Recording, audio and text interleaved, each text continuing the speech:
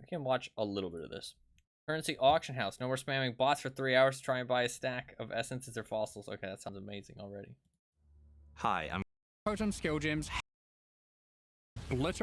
drops are enabled on today's live stream, so make sure you've Twitch Wilson from drops? Grinding Gear Games. Welcome to GGG Live. Today, we're going to Oh, show you okay, an it's a exclusive live. reveal of That's Path right. of Exile Settlers of Kalguur, which launches next week on July 26th. Is that the name of the expansion, or Twitch is that the drops name are of the enabled league? on today's live stream, so make sure you follow the instructions below in order to claim your Corsair back attachment. Oh. In today's stream, What? we will take you on a deep dive into the new Settlers of Diggity. Kalguur Challenge League. We'll cover the league mechanics. The its league? new and Why revised are they crafting why are they systems, changing up the a new naming trade market scheme? system for currency, some Fuck. sweeping balance improvements, including 2 Ascendancy class changes, endgame improvements, some further additions to the campaign, and some quality of life features. We'll then talk about our console native port releases and the features that come alongside Console. them. Finally, we'll show you our new supporter packs, ending with a live Q&A Raider session doesn't exist with anymore. ZBD What? Watts, Path of Exile's game director, Mark, your questions from Twitch chat. Diggity. After the live stream, we'll drop the full patch notes. I'll hand over to Mark now to introduce the new league. Wow, why can't you introduce We've the really league? innovated with the content in this league, Seen and this I'm guy really before. excited to see what everyone thinks. So let's just get right Hi, into Mark. it with the trailer for Path of Exile, Settlers What of the next? Kalguur. No, I can't play this. I'm not allowed. I'm not allowed to play this. It's actually against the rules. It's illegal. I'm not allowed to play. Rayclast is a cursed land. You'd have to be mad to settle here. And yet, welcome to King's March. It's not much yet, but with your help, Looks like we WoW. can erect the greatest city Rayclast has ever seen. We'll need resources and savvy planning. Does this look fun? Soon we'll attract settlers, craftsmen, fortune seekers. I'm not sure how much fun this actually course. looks. Okay, the bosses look kind of cool. But if we prevail, Yeah, I'm not our sure how ships will fun be this heavy with looks. gold. We hope to achieve the impossible. This looks really tedious. We hope to build a home. I'm gonna need some more information. Respec with gold. Currency exchange market, that's quite cool. Warden ascendancy class. Oh shit, okay. Gladiator rework. There's deleted raider. Massive melee rebound. I don't even know what the end game of PoE is like anymore, to be honest. Whoa, whoa, whoa, whoa, whoa, whoa, whoa, whoa, whoa. Rewind that shit. What's that?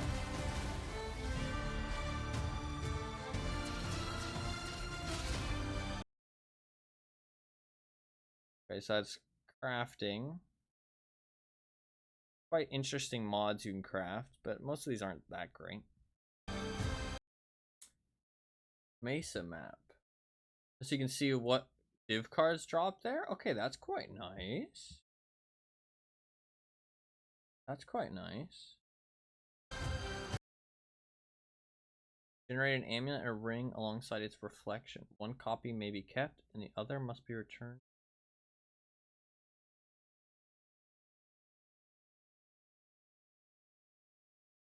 What?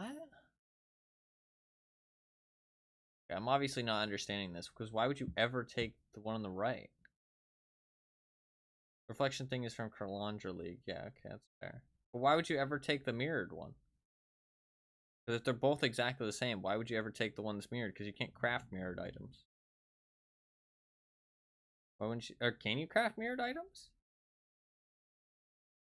Still, what would be the point? They aren't the same. Well, that kind of defeats the point of a reflection then, doesn't it? Or I guess maybe it's the opposite. So like it's reflecting it, but it reflects it like mirrored, so it's slightly different. It inverts the stats. Gotcha. What else? What was the other one? I thought that was the last one. This looks like a ritual style shop. Disenchanting. There's a little slot here for a talisman. Did they change talismans so you can always equip one? Interesting.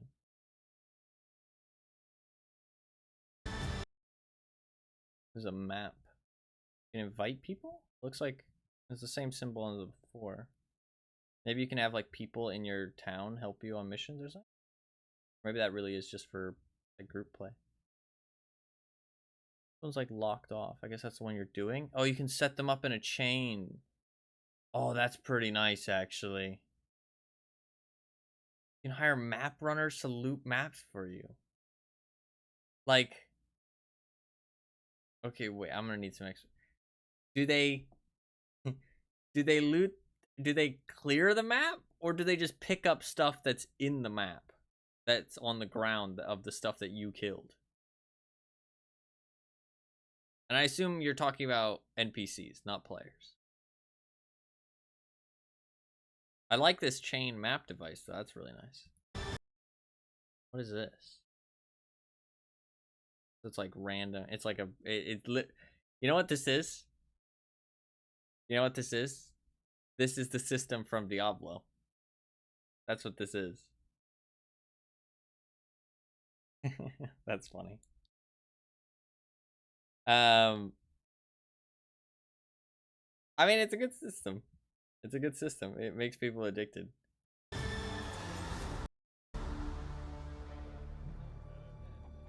I don't like how they changed the naming schemes of the leagues. That pisses me off. The naming scheme has been the same since like the original leagues.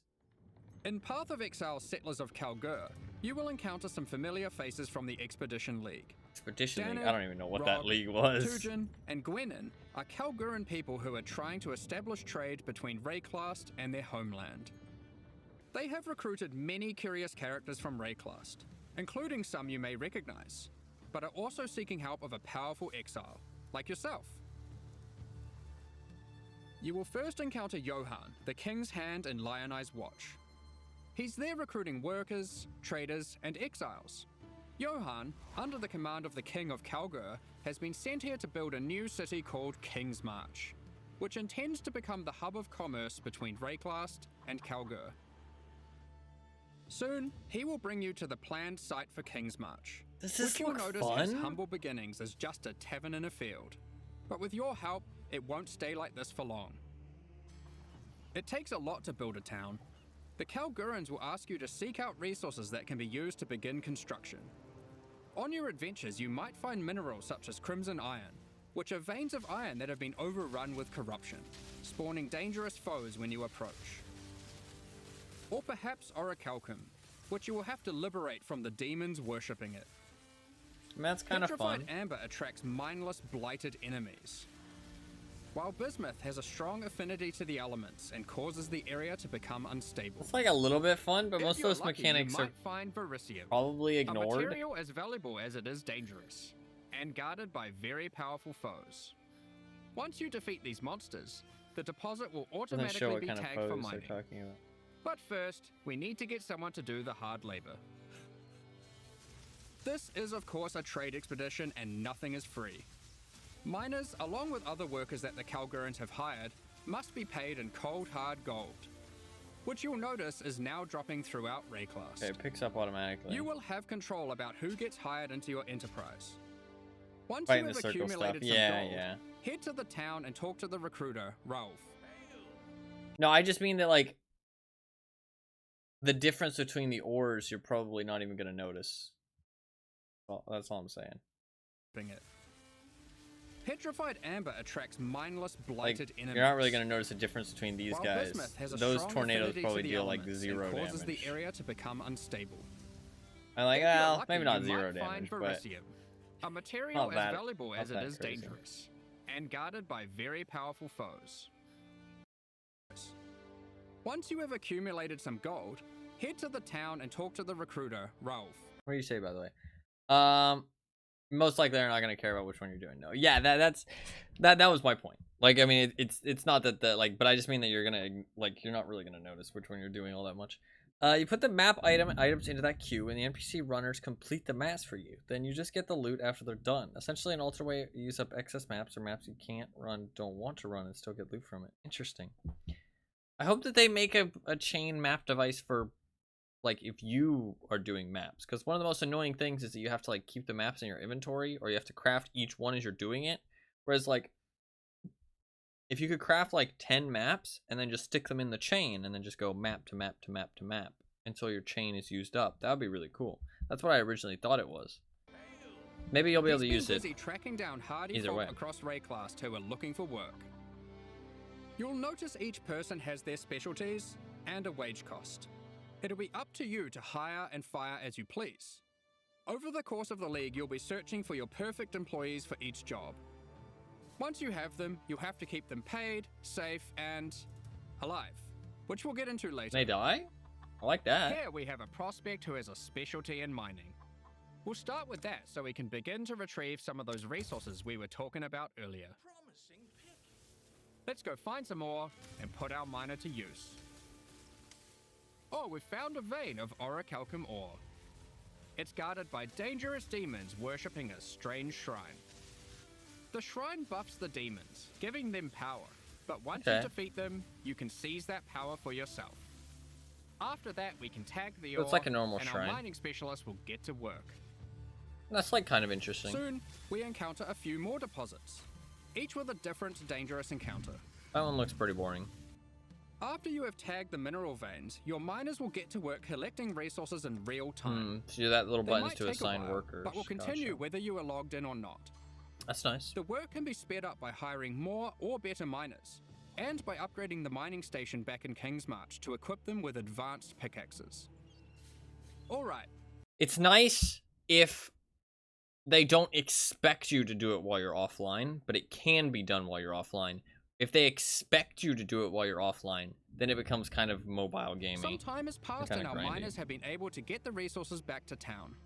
We've also managed to collect some more gold too. We can now upgrade the town and build new structures. There's plenty of options, we just need to decide where to start. I think we'll start with the tavern, the beating heart of Kingsmarch. It can be upgraded instantly to improve the recruiter's prospects. And you can find various important NPCs relaxing here.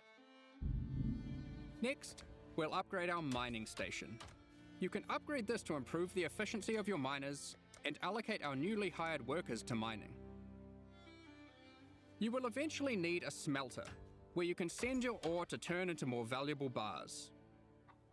Then we have the disenchanter, where you can bring your magic, rare, or unique items to be added to a queue to be disenchanted over time. What does that do?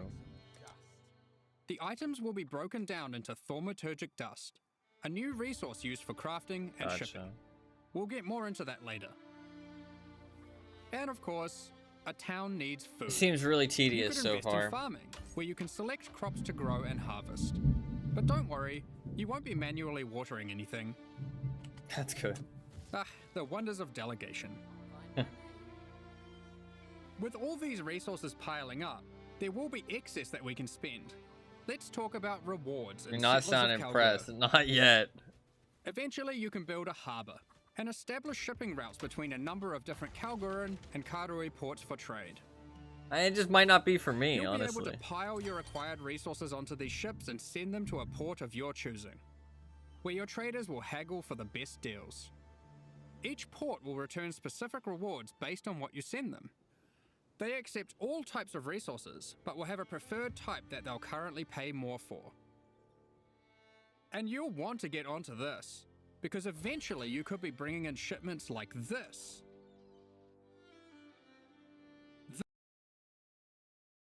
And you'll want to get onto this. Okay, that was kind of cool. Because eventually you could be bringing in shipments. Ship lost a crew member overboard on the return journey. Like this. Suddenly cares. Well, that's pretty fun to open up like a little loot box. That's kind of fun. But I mean, the reality is, it's like, that's a lot of tedious work. And I mean, like, looking at this, do you really get anything good? I mean, most of these uniques I know the name of, and they're all like, they're trash. Like, Wait for it. Okay, okay. I mean, the only thing that I don't recognize are these three. These three are the only three I don't recognize. All the rest of these uniques are trash, other than these three. I mean, this one's a pretty bad, like a pretty bad haul. It's fun, but it's bad.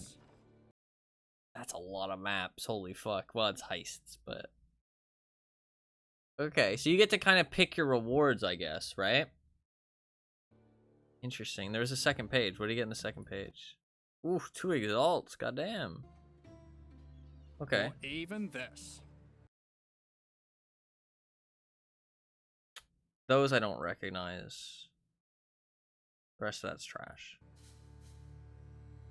I mean, potentially not trash, but it's like rares, and we all know that rares and PoE are trash 99% of the time, so. It's a lot of scarabs, holy shit. I don't know what that unique is either.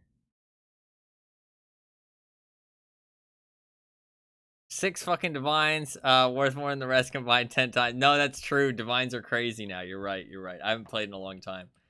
Divines are crazy. When I used to play, divines were not worth very much at all. I guess fuses are probably worth a shit ton too, right? Because six links can turn into a divine, which means that fuses have probably gone up a shit ton too, haven't they? Because I guess because they always have to. Not anymore. Ah, okay, they removed that. Gotcha. 3 divines, whole bunch of currency. Okay, so they're showing that you can get some good rewards, but the mechanic seems tedious. It doesn't seem like it's fun to get these rewards. We're going to trade with Kalguur. You'll notice that as we send more resources, this risk meter creeps up. Much like the dangers on the shores of Wrecklast, there are dangers out at sea. Monsters, pirates, environmental... This map is actually really cool because it shows a little bit how the world looks in a little bit of a better, like easier to understand way. Map's kind of cool. Hazards. You'll want to try keep your shipment safe. You can do this by hiring workers that specialize in shipping.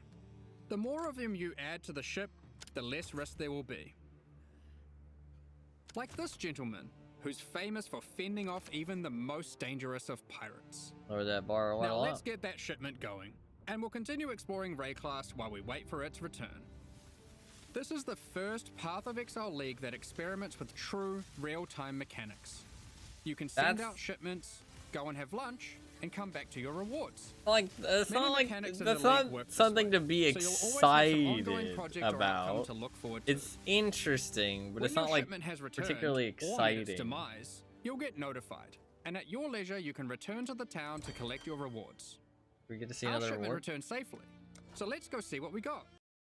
See, this is 4 exalts. That's not too bad, and a 5 link. But this is probably more in line with what you can be expecting. Nothing too crazy. There is a unique there. You don't know how. I don't know what unique that is, but and like it's just a whole bunch of random currency. Other than the 4 exalts, it's not really anything too crazy valuable. Oh, they've sent us. Oh, there is a unique item. This must be special because they're showing it off. Gain ward instead of 50% of armor and evasion rating from. No, that's fair. That's fair. Unless ward is really good, that unique is trash. It's a unique item alongside our rewards, perhaps hoping to secure us as a loyal customer for the future. Aside from shipping, the Kalguurans are big on their technology. They have hired Isla, a familiar face from the Heist League. She is an engineer who the Kalguurans have employed for a very exciting purpose. No, because there was heists in that thing. You're not the only one who understands how profitable running maps can be. Once at in-game, Isla can help you build a series of Kalguuran modified map devices. You can then put a queue of maps into them. If you've hired a few skilled Atlas runners, they will put themselves to work running put the scariest maps in. Look, more delegation. He's put in like some corrupted fucking 8 mod maps. You can put lots of maps in the queue, so don't feel obliged to go back there all the time. Interesting. Be careful though. The difficulty of the map impacts the risk of your workers perishing. Permanently killed. Try to pick your best workers, or perhaps just ones you don't like. Consider the difficulty too. Sometimes it's better to just run it yourself. You'll see there are many benefits to having a whole-ass town at your fingertips. Whole-ass town. Let's talk about crafting services.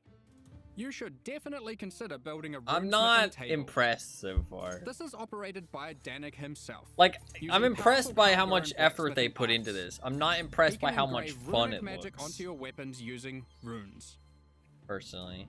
There are many rune types and combinations to choose from, and you can unlock new crafts that can be applied to your weapons as enchantments. Like, this is a lot. They added a Our lot to the design game. intention Don't get me here is wrong. to take powerful effects you would usually only find on unique items, like this modifier, which you might recognize from Doom Fletcher's Prism. Yeah. Danik can apply it to your two-hand Okay, maces. that's kind of cool. There are over 100 different special crafting outcomes, kinda cool. ranging from ones very easily applied to very difficult. The rune types can be acquired through trade with Kalguur, or defeating powerful bosses. Okay, the problem is that crafting, like, these are like implicits. It's not like you just craft this onto an item and all of a sudden you have a great item. You have to craft this onto an item that is either already good or turn it into a really good item after you put the implicit on, which you're always going to do the first one. You're going to find a really good item and then put these things on. But the thing is that, like, the majority of the player base doesn't achieve that kind of thing, including me. You know what I mean? Like, unless there's ones that are, like, very easily give you some kind of benefit, like something like no physical damage has 100% increased elemental. There's a lot of situations where you might use that. If you're using like an elemental rapier, you know, you can, like, stuff like that, you can just slap that on and boom, you get benefit from it. But then there's, like, I mean, minions deal 30%. There's some easy ones at least. That's a good thing. Like, some of the cooler ones, I feel like you're really going to need to, like, craft a specific item for it. And the most of the player base is just not going to achieve that, including me. Benefits don't end there. We're also bringing back a formerly overpowered crowd favorite, Recombination. Isla is trying to master this. What does it do? She just needs you to help her with getting resources. The combined. The That's, system I isn't can't as remember strong what as that. it used to be, but it still allows you to combine two items together, hoping to get the best modifiers of each onto a single item. Pretty cool. I think that used to be that one league that everybody Between hated. running a town, Synthesis? Might have been Synthesis. shipping, and exploring, you'll be collecting a lot of extra gold. It is now the primary resource for two huge new quality of life features that we are putting to test. Firstly, you can use gold to respec passive points. What's going to happen to This is a Regret feature from Orbs? Path of Exile 2 that we've decided just makes sense to port back. The higher level you are, the more expensive it gets. And the next one is absolutely massive. This A is currency huge. trade market. The Kalgurans have recruited Faustus, another NPC from the Heist League. This is huge. He allows you to asynchronously buy and sell Atlas currency tree, gotcha. and most other stackable items with other players without the nuisance of price fixes and people who never respond. All you need to do is select what currency you want, say what you have, and your ideal ratio. That's It works huge. kinda like a real-life stock market. Faustus will make the huge. trade happen for you, so long as there is someone selling on the other end for the same rate or less. You'll be able to go back to blasting monsters while trusty Faustus does the dirty work, notifying you when your currency is ready for collection. That is huge. All you need to do is pay him a small amount of gold. That at by his time. itself is more exciting than the league. Cards on the table, this is an experiment to see if this type of asynchronous trading has a place in future Path of Exile releases. We're very excited to see how it goes. Yeah, hopefully. I get it Given for. that Faustus is an expert in black market I get why they didn't want to add things like that in the past, but currency has needed it for so long. Like, currency in PoE is so fucking irritating to purchase. And it really ruins, like, it just slows the game and just makes it such a drag the entire time. What's going on with this blast down here? They got, like, a weird extra, like, little bit in there. Quicksilver doesn't have it, though. I get it for not having items. Automated flask. What the fuck? How long has that been a thing? How does that work? I get it for not items, like not having it in items, but like for currency, this has needed to be a thing for so long. He also provides another service. Year or so at offering least. items for gold. The items will generate with random rarity, and on average, the modifiers on them are better than normal. Oh shit, really? This can be a very nice way to get some targeted items during the campaign. No, yeah, that's true, actually. For serious crafters, it can be a great starting point for making those elusive, specific nice in-game belt. items, which perhaps you could take to the runesmith afterwards. It's also a nice belt. It's worth noting that you can invite Faustus to your hideout, where he will always be available for respecking, currency exchange, and black market items. Nice. As your town grows, it will attract more attention. Oh, these good bosses and bad. look cool. I like them. Settlers of Kalguur features 3 endgame bosses that will close in on your operations, wanting a piece of the pie. They might capture and ransom your workers, even your entire ship. This guy looks like a fucking You'll have to make badass. some tough decisions. Will you take them on, or pay them off? One example of a boss is Sasan, the Bandit Lord. You won't stumble across this boss by accident. Instead, this unsavory character can come into your town at night and take your Atlas runners hostage, Wow. holding them for ransom. What happens next is up to you. You fucking Perhaps steals you'll them. refuse to negotiate with bandits, leading to a fight to defeat Sasan and rescue your workers. If you're not up for the heroics, you might simply pay the ransom in gold. Or perhaps these workers were especially disappointed. Wow! And you'll just leave them for dead, in true Ray class fashion. They funny. knew what they were signing up for, right? He shouldn't have Of course, fucked up. The heroics might be worth it for other reasons. These bosses can drop new unique items. 13% chance to block spell damage, 136 to ward, minus 10% chance to maximum chance, or minus 10% to maximum chance to block attack and spell damage. Chance to block is lucky. Trigger a socketed elemental spell on block. 0.25 second. Interesting. Not cool. In Ward. sum, What is Settlers of Ward? Kalguur is a very experimental Has Ward been a league thing for a with while? New mechanics that will completely change how you play the core game.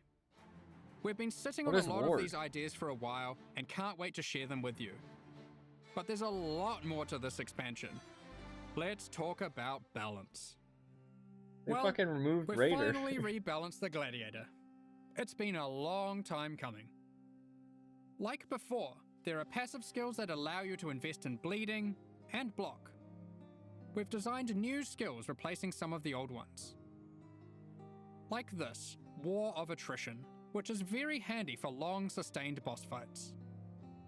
Further alongside the Gladiator theme, this new passive allows you to combine different weapon types while dual wielding to get a variety of powerful bonuses. Kinda cool. For example, holding a dagger will give you more critical strike 20% chance, more crit while strike. holding a mace gives you more area of effect. Kinda cool. Of course, you could just use Varanastra for all weapon type bonuses. And finally, we have a new notable which That allows weapon's you to gonna be invest in the expensive this newly league. added retaliation. I've always ignored gear with Ward on it. Gotcha. That Varanastra is gonna be very expensive based off of that. That's funny. Skills. Everybody's gonna want to try out These are these active stuff. skills which require you to meet a certain condition in order to use them. Gotcha. Once you meet that condition, you can unleash devastation on your foes. Here we have Eviscerate, which requires you to have a shield. Or for those who like to dual wield, Sword Storm, which is great for obliterating bosses. Wow. Here we have Wow, the that was a Divine Hydra. Retribution condition, Eviscerate, which requires you to have a shield. Or for those who like to dual wield, Sword Storm. It's on like 25% life already. Which is great for Still, obliterating bosses. One shot with 25%. That's pretty hardcore. Here, we have the Divine Retribution skill. This one has the condition requiring you to block. You can then unleash cool. a devastating spell, Maybe in Power 2, causing yeah, I saw lightning that. bolts to strike the ground in an X shape around your target location, doing huge amounts of damage.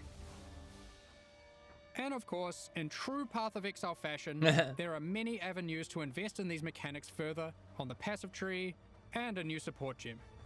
Okay. You are able to increase the leeway duration after meeting the condition, reduce the cooldowns, or just increase their damage. The world's your oyster.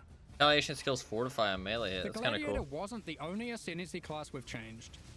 As we develop Path of We Exile also systems, deleted we often Raider. find ourselves reusing mechanics, increasing their depth, and allowing more avenues to invest into them. Oh, that's fair. As such, the Raider Ascendancy class found itself lacking, That's fair. It was. with many of its passives commonly Yep, available yep. elsewhere. This is very true. We want our Ascendancy classes to always feel like they're pushing the boundaries. No, that's fair, honestly. allowing you to change your character in ways that are meaningful and ideally unique. Good choice. As a result, we've straight up removed the Raider, rest in peace. And we've added a new class in its place, the The Warden. Warden. This That's a class lot of allows- options. Holy. What the fuck? Looks like one for lightning, one for frost, one for fire. So it's Inspired by its elemental. predecessor from the Affliction League. With Predecessor from the a few Affliction changes. League. That. the Warden now focuses on elemental attacks, That makes changing sense. the behavior of shock, Proximity increased damage taken by 2%. You can apply up to 50 shocks to each enemy. Interesting. enhancing free Freezing hits that do not freeze apply Hoarfrost. Okay. Enemies you freeze remain frozen for at least 2 seconds. Hoarfrost increases freeze duration on enemies by 20% per stack.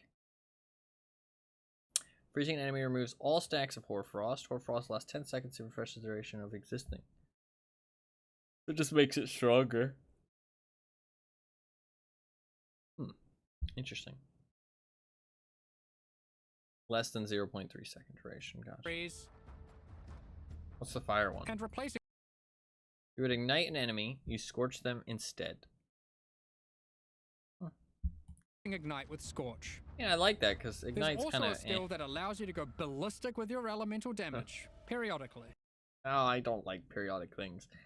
Grants level 20 Unbound Avatar skill. Gain 1 Unbound Fury when you inflict an elemental ailment with a hit on an enemy, no more than once every 0.2 seconds for each type of ailment. Cannot gain Unbound Fury while unbound. Your hits always inflict freeze, shock, and ignite while unbound. 80% more elemental damage while unbound. Unbound Avatar requires 100 Unbound Fury to use and causes you to become unbound for 10 seconds, which has no effects beyond those listed here. Interesting. I don't really like that much, but some people might. The class also grants Barkskin. Bark Which is skin. Adopt the power of the forest, gradually recovering your body in bark. Getting hit by enemy attacks causes bark to be removed. No, that's fine. You take reduced damage from physical attack hits. The more bark builds up, but higher chance to evade when less covered in bark. Kind of silly, but kind of cool. It's a skill that can be used to mitigate physical damage from hits. After taking a number of hits, it increases your evasion, making it a great defensive choice. No, that's a good. Finally, the last thing the Warden can specialize in is tinctures. Ooh. These are an alternative to flasks from the Affliction League. I We're bringing them didn't play back the league. with adjusted mechanics. I have to use a whole thing to apply Finally, them to the range last thing attacks. the Warden can specialize in is tinctures. These are an alternative to flasks from the Affliction League. We're bringing them back To apply to range weapon attacks. You have to spend a whole 2 points for that. with though. adjusted mechanics. Tincture effect lingers on you for 0.5 seconds per mana burn on you when the tincture was deactivated up to a max seconds. Mana burn causes you to lose 1% of your maximum mana per stack per second.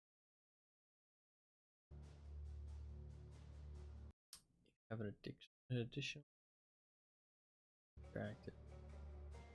Tinctures can be placed in your belt, replacing flasks. You can inherently only have one tincture active at a time, and it requires a melee weapon to use. While activated, they grant a powerful buff. They can drop as magic items, or be modified with currency to grant extra bonuses. Here is a prismatic tincture. This one increases elemental damage by 100% while active. You'll notice it has 2 extra effects. One is that it applies mana burn every second. Mana burn is a debuff that builds up while tinctures are active that causes you to lose mana, losing more mana for each stack. So you activate it when you need it. Tinctures You also can't have a just cooldown, so once you can't just activate it whenever you want. Interesting. That's actually a lot better system than flasks, because flasks you just re-up them all the time. But the longer you keep it up, the more it stacks up. Interesting. So you kind of want to activate them when you need them, and then deactivate you have them. disabled one, no other tincture can be enabled for a time. These changes make tincture use a more active and interesting choice than it was in Affliction. Both mana burn and the That's cooldown kind of like can be what. modified through modifiers on the tinctures. That's kind of like or what on the Flash passive skill should have tree. been originally. Players will want to maximize their tincture uptime for sure. But obviously, Here we have a couple other tinctures. The They just said Poison you Berry wanna tincture maximize is it, though. excellent for poison builds. The Rose Thorn tincture is the choice for those wanting to deal critical strikes. so it looks like there's one for every type of attack. You might be wondering, with the removal of the Raider, where has the Frenzy Charge investment gone? We've added a Frenzy Charge passive skill to the Deadeye, replacing the Rupture passive skill. On top of Ascendancy classes, we have revisited a number of core mechanics. This time taking pains to ensure easy God, he is access through the getting passive rolled. tree, skill gems, and simple items. We don't want all the powerful mechanics to be hidden behind layers of complexity. Let's just rapid fire through the key points. Rapid fire. If you want more detail later, you can read the patch notes, which will be dropped after the live stream. Be sure to let us know what you think. There's a lot of changes, so be prepared for a bit of a shock to the system. I'm not even gonna know I half of these expect it will take mechanics. several days for the dust to settle on this one. Right, hyping it up. Firstly, we've made some drastic so alterations they removed to melee skills. Remove melee Let me totems. just rip this band-aid off. I don't know how I feel Melee about. totem skill gems have don't been like that. removed. We're trying to adopt a philosophy with melee going forward that, unlike other builds, it will be far less oriented around set and forget gameplay. You will deal the damage yourself, and you should be rewarded for doing so. I like To melee compensate, we totems have buffed though. the damage on almost every single melee skill. As the majority of this damage growth comes from gem levels, we have also made them cost more mana as they level, but it's nothing like the mana costs on spells. Here are some examples of the damage and costs before and after. Heavy Strike Standard has gone from GGs, dealing okay, it's not true. 313% attack damage at gem level 20 God, that's to a massive That's huge. 552% attack damage. But it's also Heavy worth Strike. Who noting the it fuck no wants to longer play? knocks enemies back. Who the fuck wants to And play Heavy Sweep has Strike? gone from dealing 281% attack damage Holy to now shit! dealing 664% attack damage. That's at a gem lot level of 20. damage.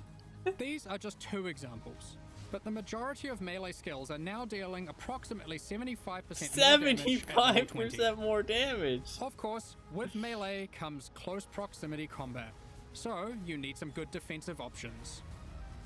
New base types with higher defensive values will now drop throughout the endgame.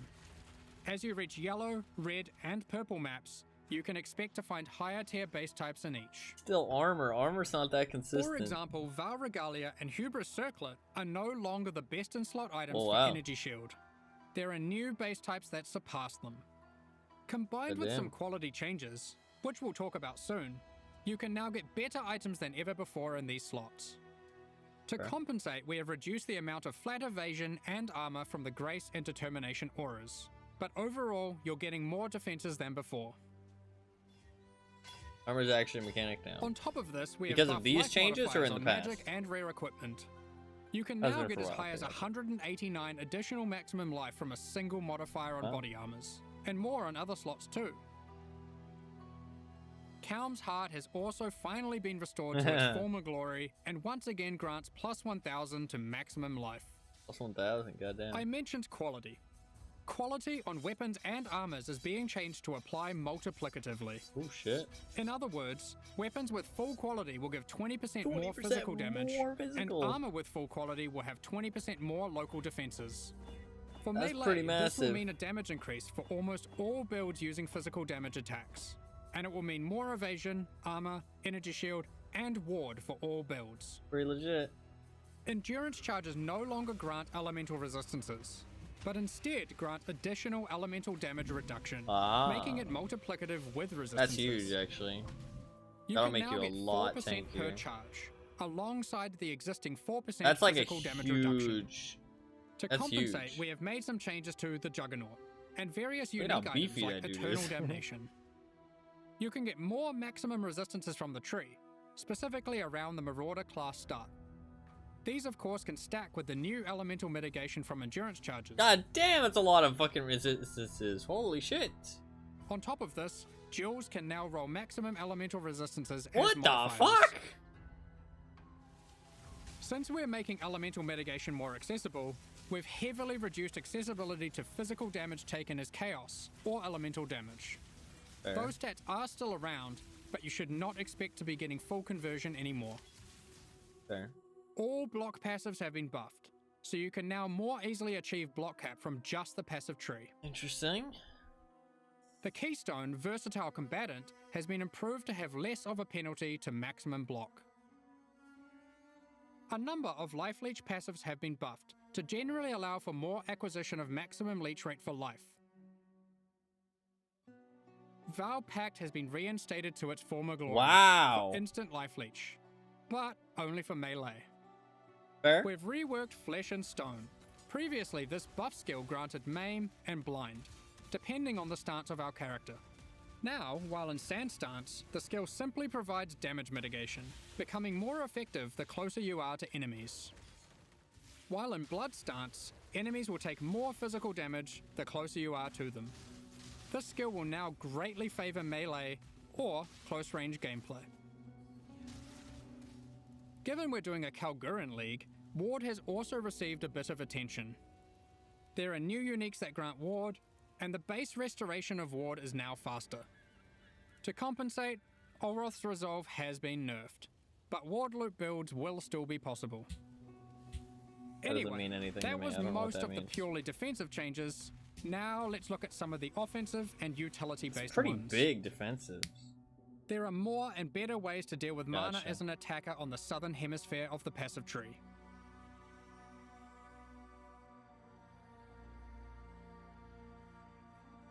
Wands, daggers, scepters, claws, and staves now have higher critical strike chance values than ever. Wands can go as high as 10% without 10%. modifiers. Sandstorm Visage has been made rarer to compensate, instead of reducing its power. Sandstorm For you wand Visage. attackers, Unique. wands now have higher attack speed than ever to compensate for their low damage. Wand exclusive skills such as Power Siphon, Kinetic Bolt, and Kinetic Blast now have faster attack times. Impale passives have been revised and in general buffed.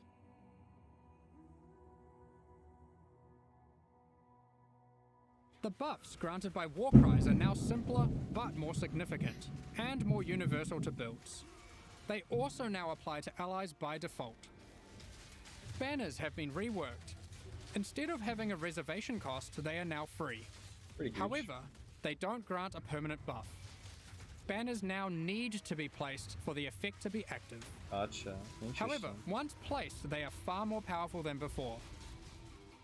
Additionally, there are new ways Okay. to prolong the effects and more ways to invest in them than ever before. Rage has been made more fundamental and discoverable. This is like Rage is now multiplicative attack damage. these are all good but no changes, longer inherently but they're grants not that attack speed interesting or because it's movement speed. very specific to what build It you're has making. a new cap, and if you that can makes find sense. many new passive clusters that allow you to invest into the mechanic.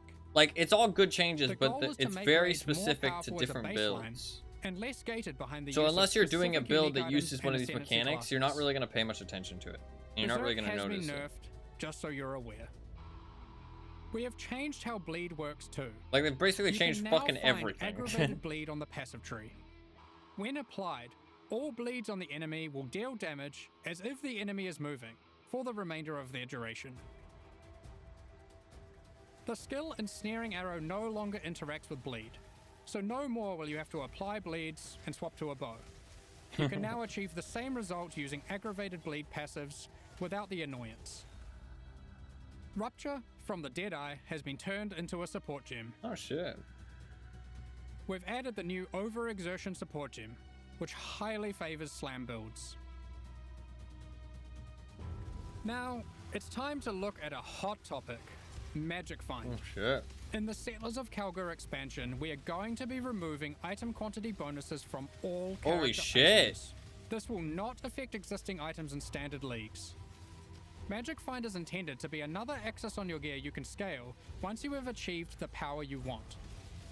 With item quantity being only available on unique items, this meant if you wanted to get the most out of it, you had to be playing a very specific build. We still want people to be able to invest into Magic Find, but now only through item rarity. This can be obtained on a number of rare item slots, and by a much larger number of builds. What about Ventor's Gamble, you might ask? Here it is now. So it's trash. This is one of the biggest balance patches we've ever done. I can't promise that existing builds will all be safe. Even we aren't able to predict all the outcomes here, nor have we even gone into every single change, just the major ones. Interesting. I don't know, man. Balance is hard. No way But they've done that. the No, sheer yeah, number of yeah. new, viable options is exciting. They killed melee Especially for totems. melee. And we're determined to drag the game in a better direction. Be sure to read the patch notes after this. It's going to be a ruckus. In 3.24, we overhauled the in-game experience by introducing a new tier of maps and reworking scarabs. I'm not gonna know what We any want of to this continue is. to- I didn't even know about the fucking passive tree until the other day. I saw somebody playing PoE and they opened up the fucking Atlas passive tree and I was like, what the fuck is this shit? My mind was blown. So the endgame stuff means nothing to me. Sad that Brotoms are dead, but for melee builds, an improvement to me. Yeah, I don't know. I don't know how I feel about them just being removed. I feel like maybe they shouldn't have just removed them. That feels a bit much, man. That feels a bit much. Also, I guess, like, cause like melee totems existing shouldn't hurt other builds. You know what I mean? In my opinion, like, if somebody wants to play melee totems, they should be able to play melee totems, even if they're, like, really weak. You know what I mean? Like, I don't know, like, just deleting them as an option altogether seems kind of rough. You know what I mean? Because, like, it's just skill gems in the game. Like, it's not hurting anybody by existing, I feel like. I mean, obviously, they have to put in work to balance it, but, like, PoE is inherently kind of a single-player game. Like, I don't really feel like everything needs to be, like, super well-balanced. You know what I mean? Like, as long as some options aren't just, like, inherently useless, then I think it's not that big of a deal. Like, obviously they should strive to make things balanced, but I don't know. They've had to strip the player buffs from them. Yeah, but is that a bad thing? I don't know. Because, like, if people want to play melee totems, they should be able to play melee totems. I don't know. That's a weird one for me. I don't really like that they're just removed. That's kind of sad. I always thought that melee totems were cool builds. I didn't play them myself, but I always thought about it. They were slow, but some people enjoyed them.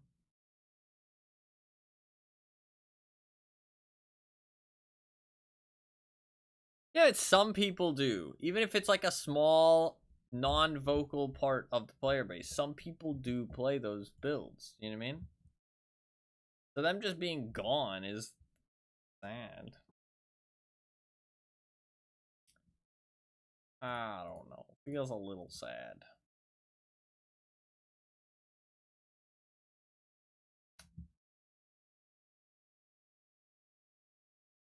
Feels a little sad.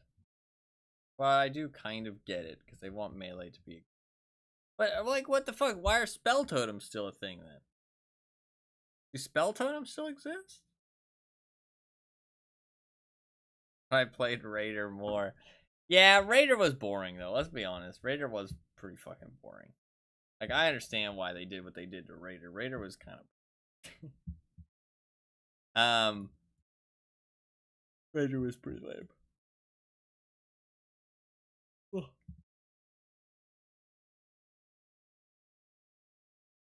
Raider was pretty lame.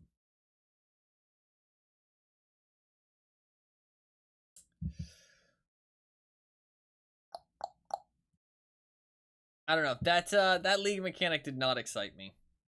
I don't know. That league mechanic just looked tedious. No, yeah. It was just like it was a really simple, easy ascendancy to grab some things. Honestly, I saw a lot of people just play Raider like at the start of the league, and then later on they just respec. Because Raider was like super easy, super chill, and then you could just like respec to something else later on. Respec to Deadeye or respec to Pathfinder. I mean, Pathfinder was the stronger ascendancy.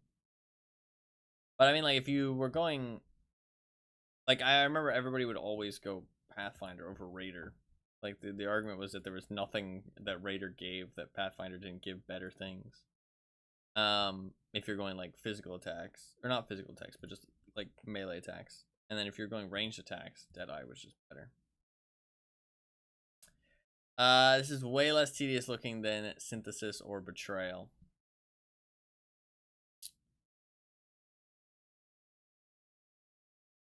I like the gameplay loop just doesn't look enticing.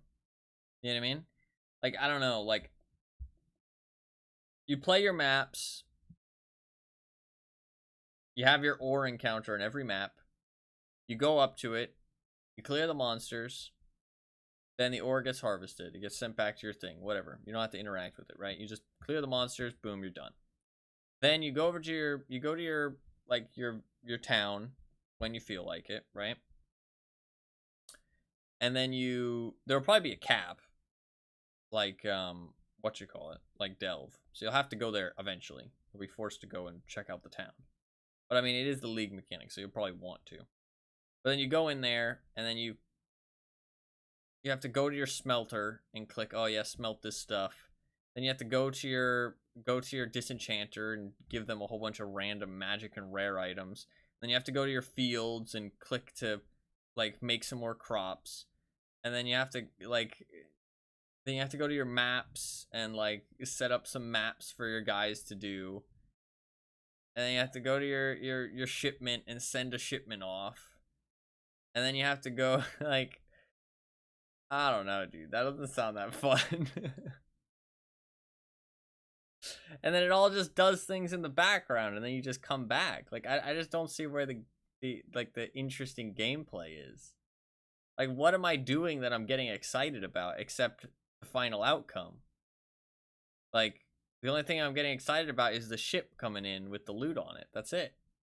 Everything else is just like a tedious like stepping stone to get to that loot. Like, there's nothing interesting.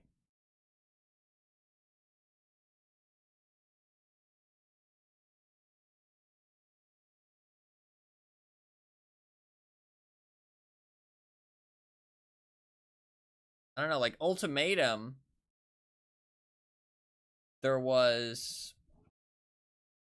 Ultimatum wasn't great, but the encounters were dangerous.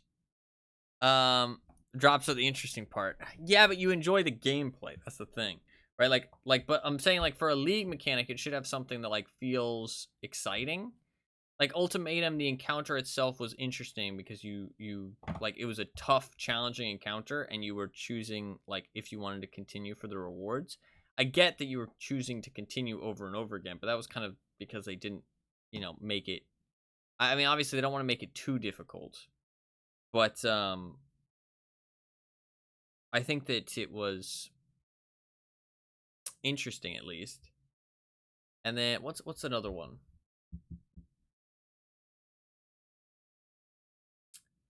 I mean, they do struggle with trying to find new gameplay elements in the league mechanics. They do struggle with that. And I mean, I don't blame them. I think like blighted maps are cool. Like that's a cool gameplay element that like really switches up the game, you know what I mean? But it was just a blighted map specifically. But this league mechanic doesn't have any kind of like end game content. The only thing it has is potentially the bosses. But you don't know how much you're going to be encountering them. It doesn't really seem like it's going to be pretty often. And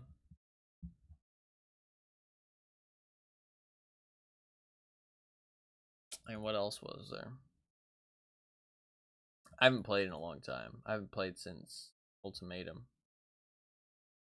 I mean, again, I think like Heist is at least like more interesting. Harvest, I feel like, is a bit more interesting. Delirium, Metamorph, Blight, Legion, like they have like interesting gameplay elements to them. Whereas I don't feel like there's any interesting gameplay element in this. It's just tedious. It's like, I don't know, secondary stuff.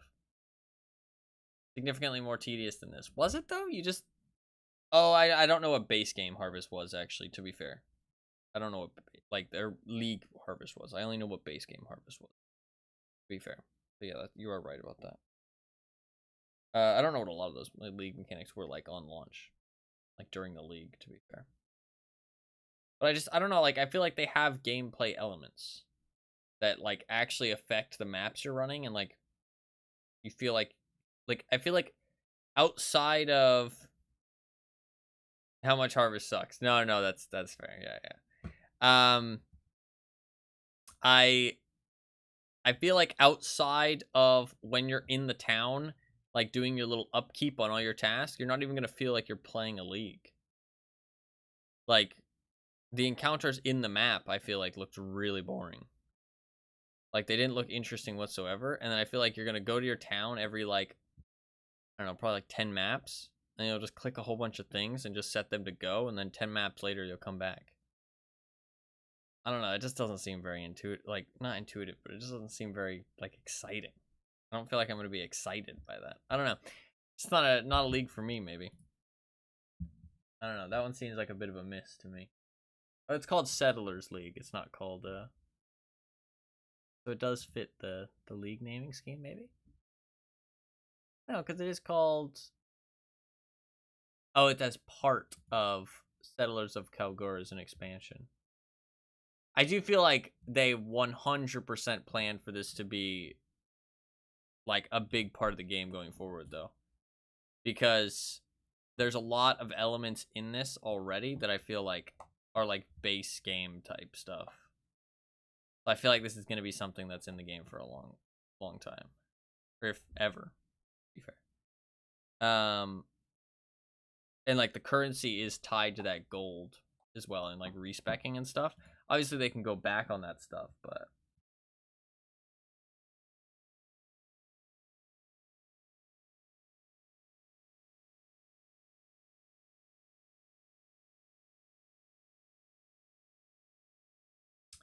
interesting. I don't know. That doesn't specifically excite me. Gold in the exchange system. Gotcha. Yeah, I haven't seen too much stuff about PoE 2. That league, I mean, I was never gonna play it anyways. Like I said, I'm not allowed. I'm not allowed to play it. I'm not allowed. But that doesn't specifically excite me. PoE itself excites me. I like the idea of making builds and stuff, and it does seem like they've made some good base game improvements. It also is just like a lot, though. It's a lot to keep up with. Like, if you want to make your own builds, I feel like it's just too much to keep up with. Like, if you want to make your own builds, you have to play, like, strictly just PoE, it feels like. You know what I mean? Like, coming back every, like, year, it's just like, there's just too much fucking shit going on, man. It's like, how the fuck am I supposed to keep up with all this fucking shit? You know what I mean? Like, you're not really. So. Tough. Like, when they change so many, like, base game elements, it's pretty tough to, come back.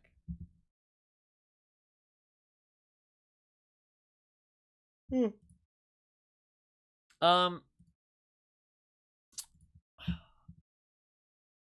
don't really know what else to do today.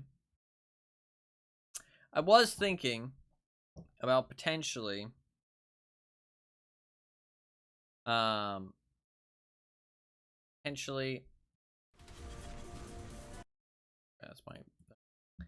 my, potentially calling quits on the wheel after 4 more games, because then it would reach 100, and I realized that if people vote on things and if I'm not able to continue streaming, I won't be able to play the games. Maybe I just keep the wheel going until I'm not able to stream anymore, and then I stop the wheel. I can just play everything slowly but surely that's left on the wheel. Not a bad call. I don't know. I'm thinking.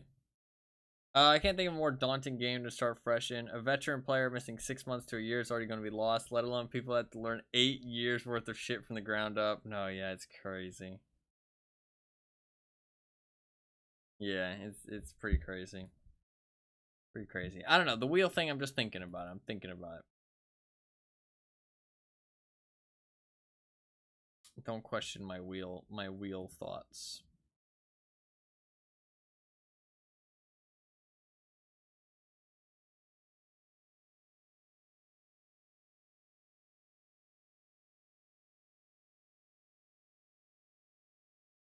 I think we are going to play Tarkov tomorrow. Could launch up some Tarkov. Sort my stash. Do I want to play Tarkov?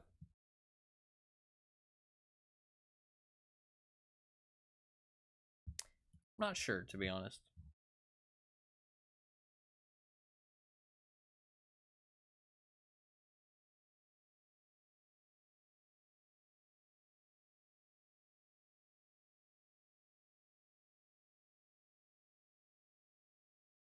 There was only a couple things I wanted to do. I can finish all those things before next Friday.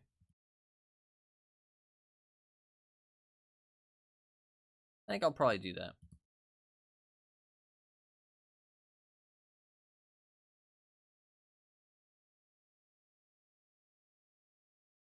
I think I'll do one last hurrah of the Tarkov, just doing some things. Don't know what to do. Guess I'll start with just the leg meta stuff. I think that's like an easy. Yeah. I'll start my stash off stream. It'll be like maybe like 4 days worth of Tarkov. That'll end around Friday, which will work out pretty well. And that'll feel pretty satisfying to kind of finish it off and then be done, and then we'll be free to play new things. Oh my god. That's actually exciting. That's exciting. Because I'll be done with Tarkov. We can play a little bit of DBD for the 2v8. Because the 2v8 will at least be interesting. And then the world is our oyster. I can find a new game to play. I have no idea what. There are so many good options. So many good options.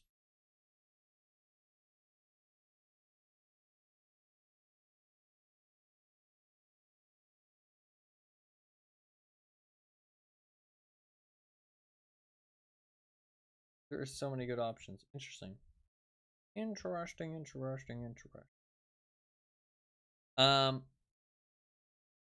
2v8 is gonna be fun to watch. I'm just gonna rage at my teammates the entire time. That's literally all it's gonna be, just raging at my teammates.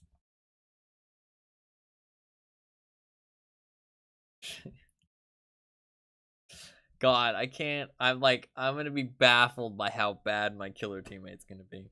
I'm gonna be baffled by how bad they are. Like, they're gonna be so bad, and it's gonna frustrate me. I think that might be it for today, though. Honestly, might be it for today.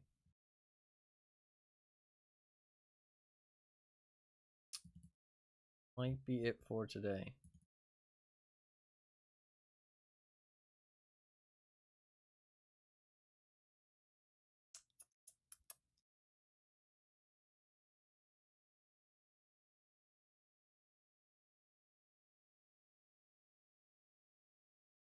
I don't think there's anything else I really want to do today.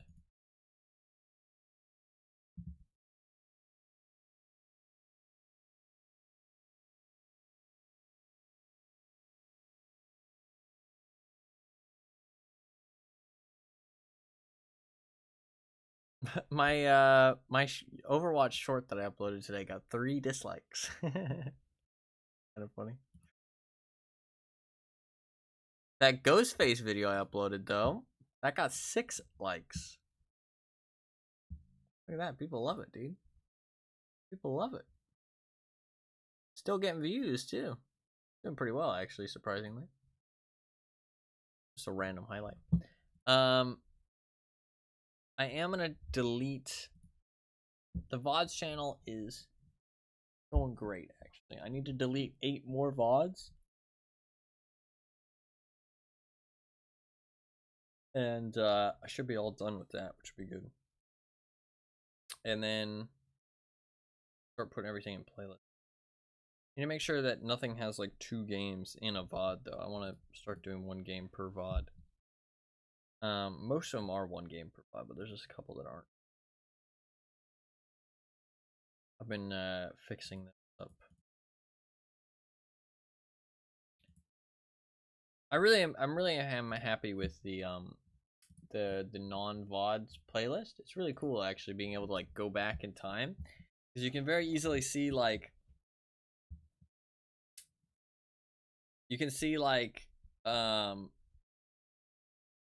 different segments of like my streaming / content creation, whatever you want to call it.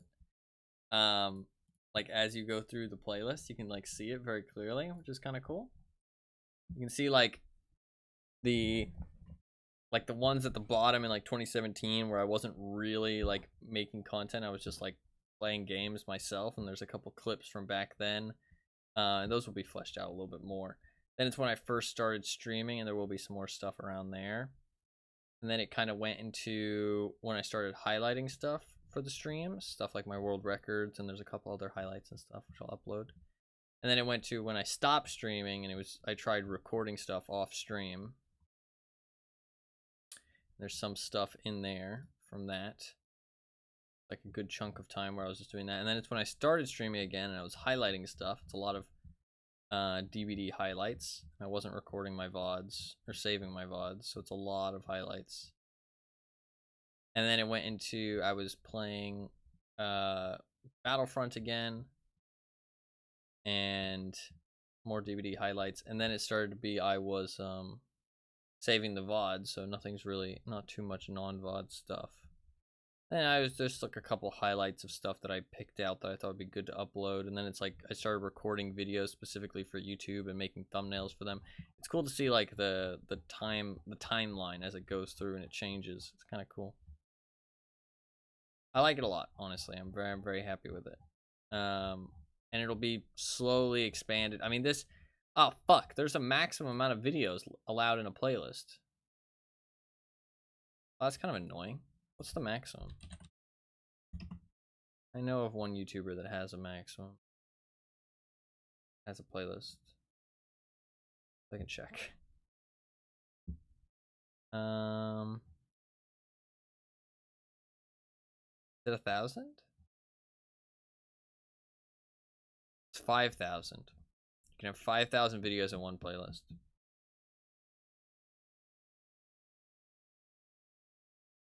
Okay.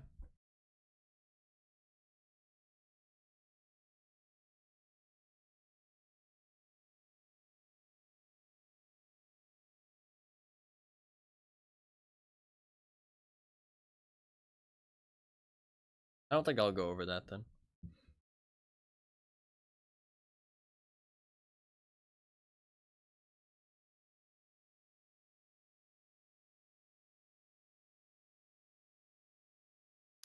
I do not think I'll go over that. I think I will, I think I'll keep the wheel going until I end up having to stop streaming all the time. And then at that point, I'll cancel the wheel and we'll just play whatever's on the wheel slowly but surely, that kind of thing. I think that's a good idea. Yeah,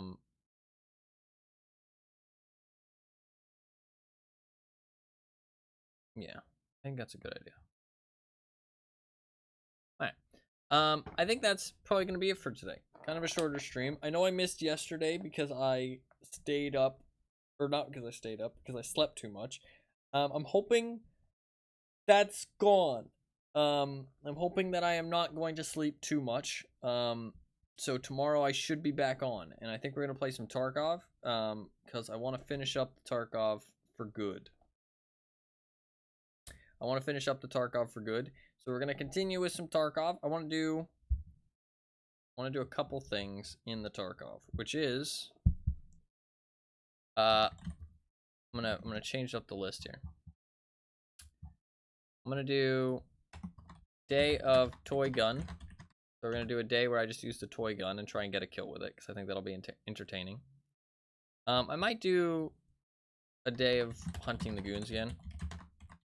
Might be a good thing to get back into the swing of things as well. Do the day of impact nades. I think that'll be hilarious. And the day of leg meta, I think, will also be pretty fun.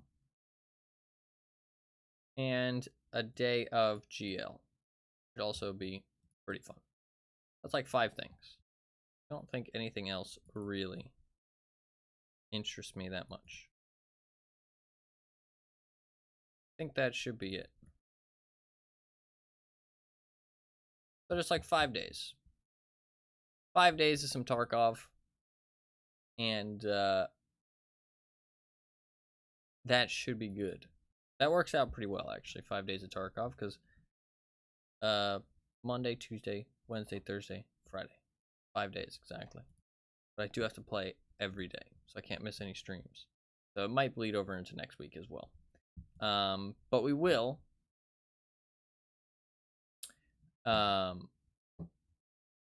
We will be doing the Friday wheel spin again next Friday. And we played the game today. Look at that. Worked out perfectly. Worked out absolutely perfectly.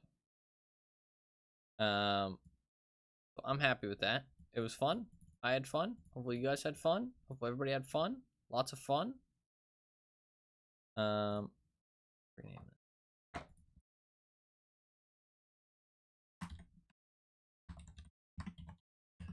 I will be. You need to work on some more videos. I don't have anything worked on. I have to go and download something though before the end of July. I need to do that. It's been stressing me out, and I just haven't done it for some. Need to relax.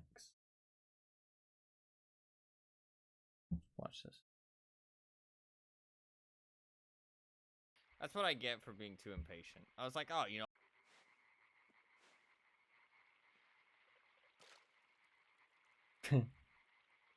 That's what I get for being too impatient. I was like, oh, you know, I can use the jump to get like a little extra propulsion. You know what I mean? Like a little extra speed. Oh. Okay, we're good.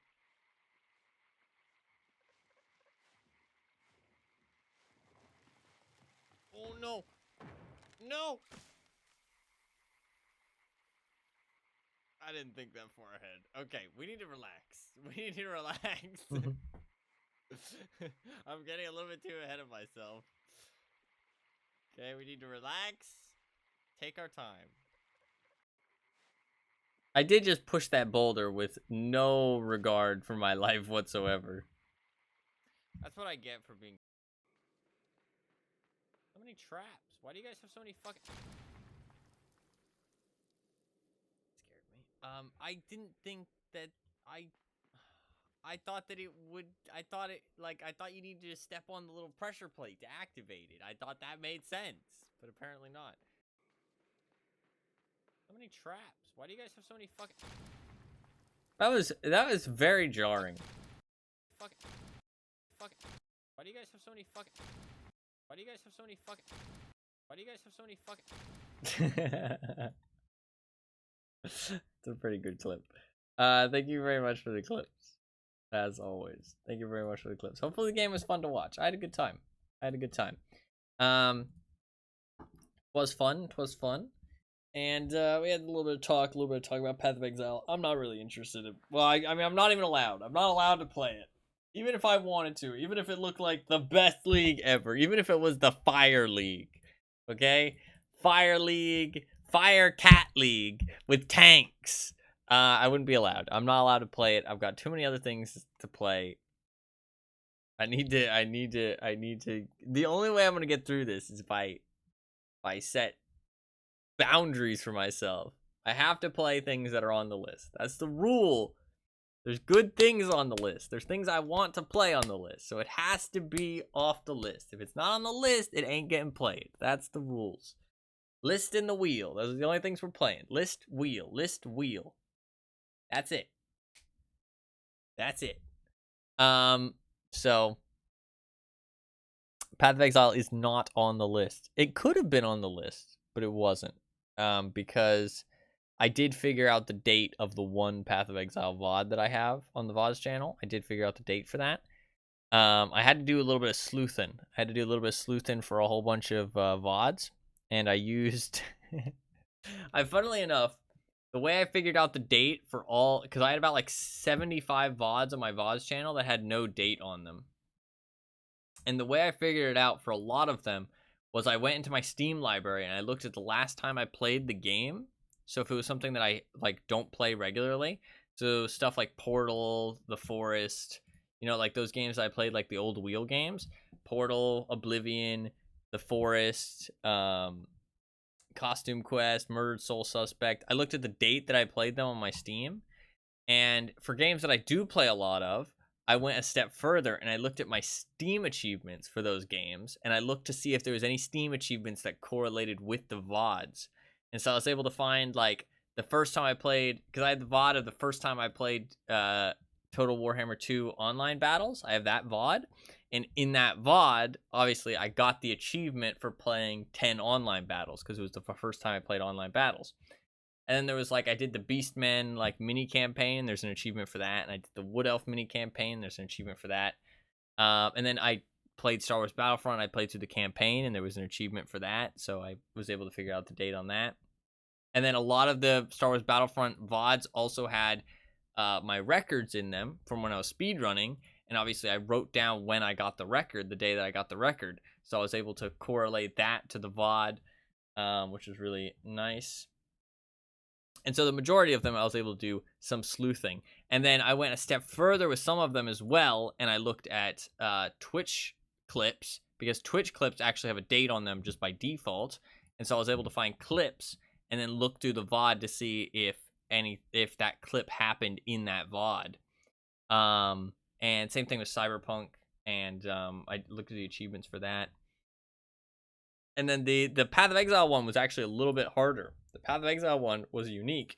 And the way that I figured out the Path of Exile one was I looked through the Path of Exile VOD, and at the start of the VOD, in the first like 30 minutes of the VOD, I play a map, and I found out, or I started talking about how they made a change to the stone circles in Ultimatum.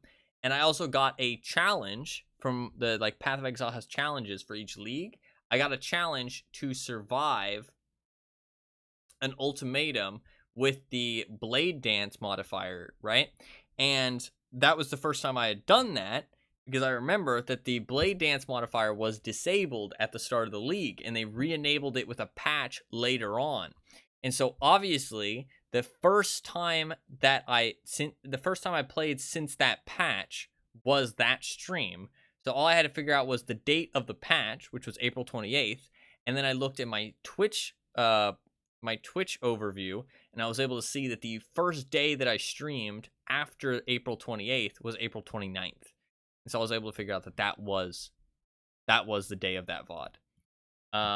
So I did some detective work, a little bit of Mind Palace action, to figure out the date of a lot of the VODs on my VODs channel. Because there was only like those 75 VODs were the only ones that were misdated. So I really wanted to try and figure out as many of them as I could, which I did. And I figured out 60 of them. And then 15 of them I couldn't figure out the dates for. So those 15 I'm deleting off of the VODs channel, and I am going to edit them and upload them as videos instead, because they don't need to be specifically dated on the main channel. It's just because the VODs channel, everything is dated, so I kind of want it all to be dated. But so it's just like a little bit of thing for me, so that way everything on there can have the correct date on it. Ever considered becoming a detective? No, because I don't think real detectives actually do anything that interesting. Like, I don't think, like, real detectives are, like, you know, like, the whole private eye kind of fun detective work. I think they kind of just sit at a desk and write up papers. I think that's about it. You don't get to actually do any real detective work, you know what I mean? But maybe I'm wrong, you know what I mean? Maybe I'm wrong. I've never done it, so maybe I'm wrong. But yeah, I do need to delete like 8 more VODs. There's like 8 more VODs I need to delete. And solving murders. Too boring. Well, yeah, but you don't get to actually like solve them. You know what I mean? Like, you don't get to actually like solve them. I assume you just do paperwork all the time. Private investigator. I mean, maybe. I'd like to be a Twitch streamer. And that would prefer to do that. I don't really want to deal with murderers. Not my preferred job of choice. But I guess beggars can't be choosers, right? I could solve murders in a video game. To do that, that'd be cool. I like that. I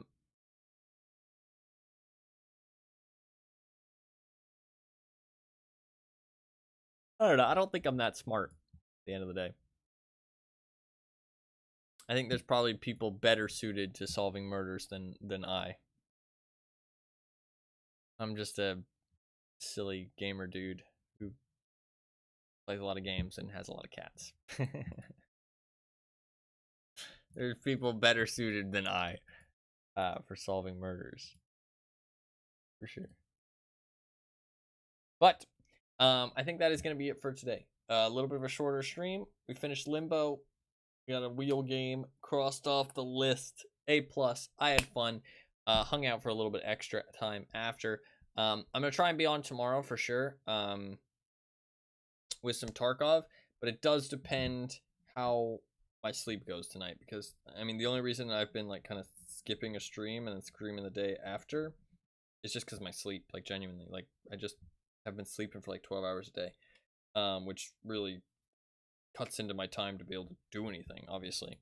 So I apologize for that, but I mean, there's not really much I can do about it. I've just been really tired.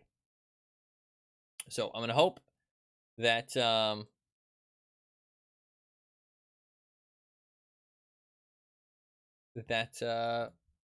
gonna not be tired today. I'm gonna stop drinking caffeine. Because I was gonna say alcohol. I've not been drinking alcohol. I don't think that would. I guess it would make you tired, actually, probably. Like I'm hungover and shit. I'm gonna stop drinking caffeine though, and hope that helps. And I will be back on tomorrow. Back on tomorrow for Tarkov. Like I said, there's like 5 more days worth of Tarkov that I want to do, and then that is gonna be it. Done for the Tarkov forever. Maybe not forever, but majority. Yeah, I think that's gonna be it for today. So thank you guys very much for watching.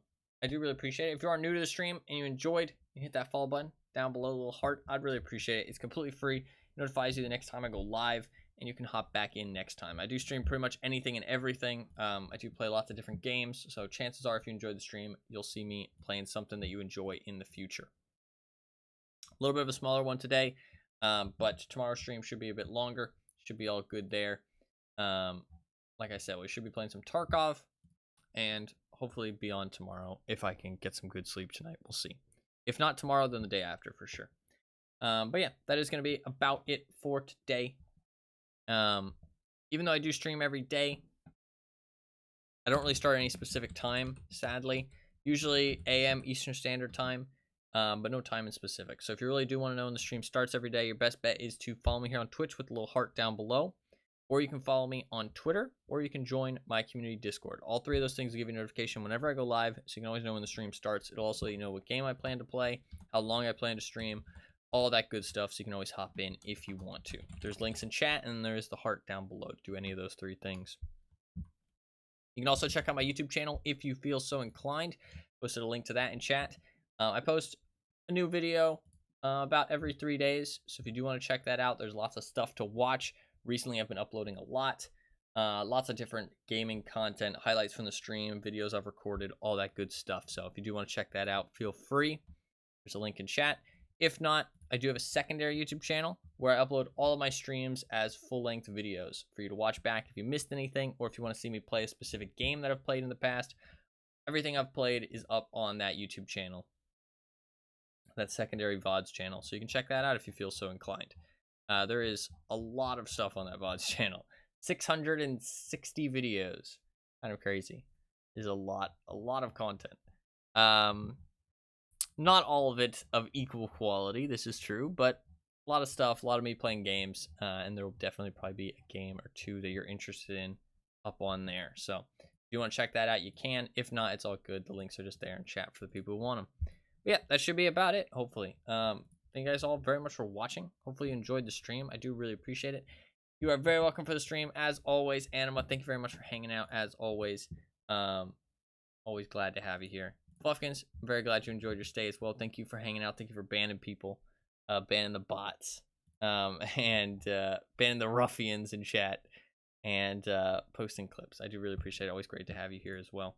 And thank you to everybody else as well. Even if you were new to the stream, even if you only got to pop in for a little bit, even if you were just lurking the whole time, I appreciate everybody who watches equally. It really does mean a lot to me. Anybody chooses to spend their time here, everybody is very much appreciated. So thank you all very much for watching. I do really appreciate it. Hopefully you guys enjoyed the stream, and hopefully you guys have a good rest of your day. And I'll see you guys tomorrow. Peace.